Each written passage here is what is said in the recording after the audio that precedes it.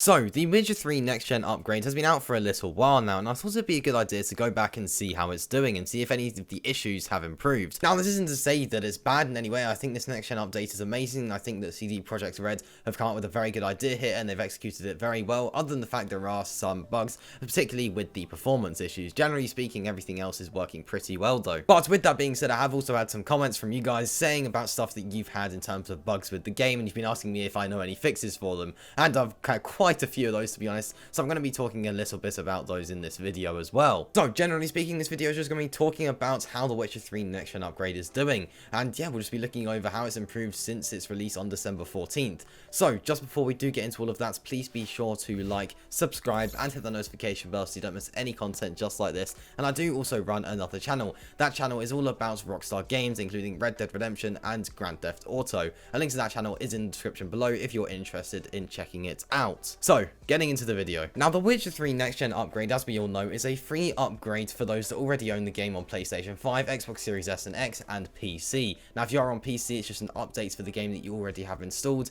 Then if you're on PlayStation 5 or one of the new Xboxes, then you have to reinstall the game with the Next Gen version. Now, to transfer your progress is a little bit tricky, and unfortunately, one of the really disappointing parts in my opinion is that achievements do not transfer over at all. Now, I believe the issue for this is because achievements in The Witcher 3 Wild Hunt are unlocked upon actually completing that task. That's why achievements also don't transfer over with the cross progression, which we'll get onto in a minute. Now, to be able to transfer your save, for example, from PlayStation 4 to PlayStation 5, then you're going to have to, you know, it's a little bit tricky, and I really don't like this. I think they could have made this a lot easier for players, and it's also very hidden. So you have to actually keep the PlayStation 4 version installed, go onto the PlayStation 4 version, you then have to upload your save to the cloud, since cross progression has been implemented into PlayStation 4 and Xbox One, as well as the next generation versions, and it was already on Nintendo Switch and PC, obviously between those platforms, but now it's across all of them. But you would have to go onto the PlayStation 4 version, and then you have to transfer your save to the cloud, providing you're on the same account. When you load up the PlayStation 5 version, you then now have to download that save, and then you can continue where you left off. Unfortunately, no achievements will transfer with this, literally just your save. Now, personally, I thought this was a little bit dumb, to be honest. I didn't think that this is how they should have done it. Now, it might be the case that this was the only option, and if it is, then I completely understand, and I can see this slightly being the case due to the way that achievements and everything do work in the game, and obviously it's an older game releasing in 2015, so there's definitely a chance that this was the only option, and in that case, I can completely understand. But if it wasn't, then I think this is a little bit disappointing from CD Projekt Red. I think they could have made this a little bit easier. Along with that, at launch, there are also circumstances where some players weren't able to install the next generation version of the game, and this led to some issues as well. And of course, there were many issues with the cross progression where people uninstalled the previous generation version, loaded up the new version, and then just to find out they had to have the previous generation version still installed to transfer their save. And I was actually part of that, which is a little bit annoying, so I mean I had to re-download the PlayStation 4 version to continue where I left off, but you know, it is what it is. But when it does come to downloading the next generation version, I believe most of those issues have now been fixed. There's a few hot fixes that have released since this release on December 14th,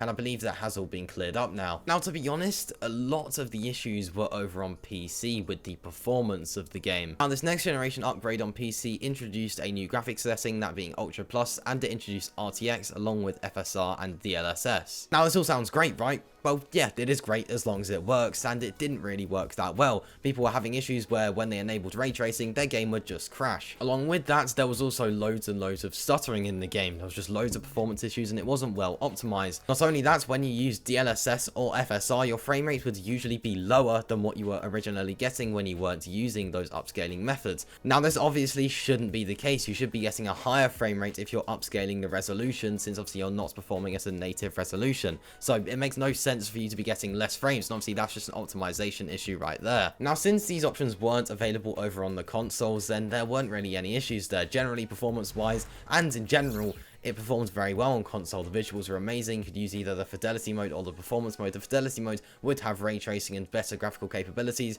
but it would be at a slightly lower resolution and 30 frames per second. Or you have the performance mode, which didn't have ray tracing and the graphics weren't quite as good, but you were at a higher resolution and you were getting 60 frames per second. And those were two solid options, and they worked very well. There wasn't really any issues there whatsoever. The game would run well, and of course, you just got access to the Witcher 3 Wild Hunt right there, and you know, it all worked well. But over on PC, obviously, like I mentioned, that's where the issues issues were with all of the graphics and the frame rates and everything like that. Now, slowly but surely, these issues are being resolved. Now, CD Projekt Red themselves have acknowledged all of these issues and they are addressing them. There have been a number of hotfixes since the release. We are still on version 4.0, which is the next generation version, and I don't know if it will go to 4.1 or anything like that, since I think they'd quite like to keep it at just 4.0 from now on for, you know, well, forever.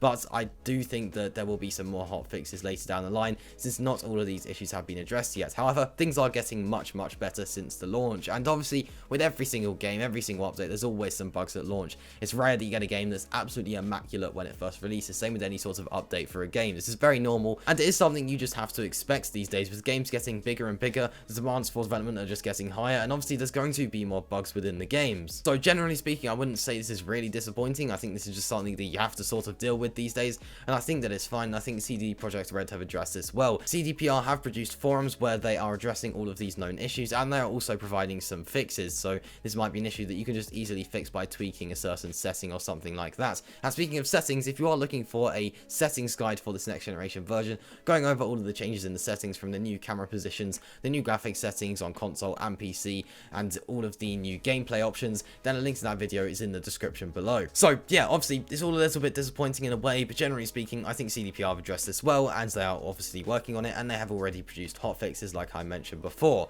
So now on to what you guys have been telling me. Some of you guys have been having some bugs with the game. This really ranges. Some of you have been having issues with the login bonuses keep on appearing, and it keeps on telling you to log in every time you load up the game, even though you've already done it and already claimed your rewards. Some of you have also said that you're in a region where The Witcher 3 Wild Hunt is available, but for some reason you can't access this next generation version. And I've had some people say that on PlayStation 5, when the game saves or they start a new quest, there is actually a small freeze within the game, which is obviously going to be a little bit annoying.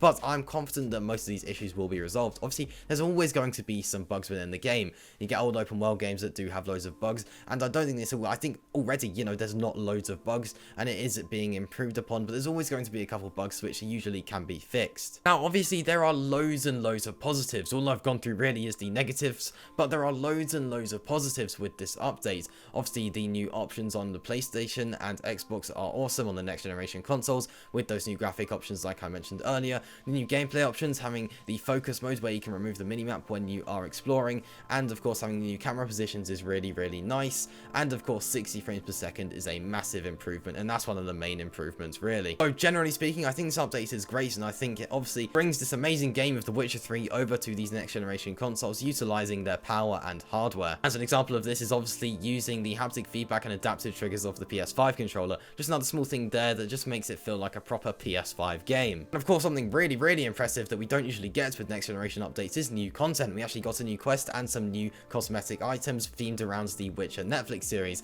This is something that CDPR really didn't have to do at all, and they went and did it, and I think that's really impressive and definitely one of the main positives. But that does just about wrap up things here, to be honest. We've gone over the negatives, the positives, and all the bugs and everything like that, which are slowly being resolved, and generally speaking, I think that the game is looking solid 1 month later. Obviously, there's still some issues around there, but I think it is definitely improving, and I think at launch it wasn't that bad either, to be honest. So it looks like everything is on the rise, and of course it brought loads of players back to the game, which is always going to be a massive positive. So The Witcher 3 next gen upgrade 1 month later is great. But I would love to hear your thoughts on this down in the comments below. Do you think that this next gen upgrade is great? Do you think it's horrible, or do you think it's just pretty average and there's nothing really giving you a reason to go back to the game? I'd love to hear all of your thoughts on that down in the comments below. Like I mentioned earlier, I do run another channel, and a link to that channel is in the description below. So if you did enjoy this video, please be sure to like, subscribe, and hit the notification bell so you don't miss any content just like this. So I'll see you in the next one. Peace.